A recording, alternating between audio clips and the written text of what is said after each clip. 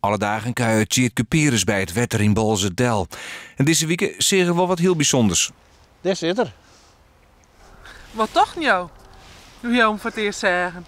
Nou, ze ben in de war. Ja. Dus ze ben nog eerder als verleden hier. Een paar weken dan moet er jong komen. Nou, en het staat nu het voorlopig nog in winter.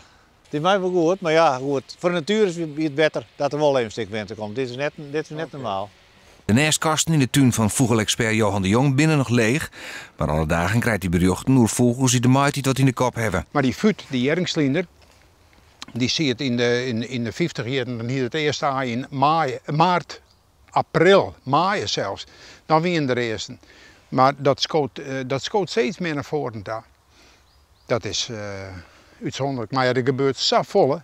Ja. Want dan krijg ik wel eens meldingen en dan zeg je, ja, het zit in de gids dat die pas dan en dan begint te breeden.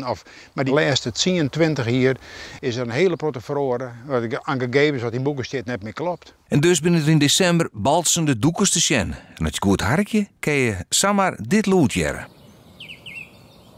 Een bonte liester die tjongt om indruk te maken op zijn partner. Ik kreeg een telefoon van in Siegerswoorde. Daar zie je een bonte liester, de zanglijster, die zit vol op de jongen. Nou, als er vol op jong, dan baakt het zijn territorium al en dan is er een partner en dan, ja, dat is het begin van het breedseizoen. Dus die is ik heel petit. Boven de Grijden vlieg ik nog een soort vogels om. Ken wel al op ziek naar het eerste leerpaai. Ik denk net dat dat gebeurt, die wacht zich gewoon.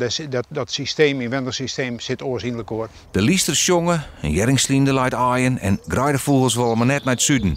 De natuur liekt het in dier wat in de waar, maar de jong kan dus gerust stellen. Ze redden zich wel, hoeven beslist geen zorgen te maken. Nee.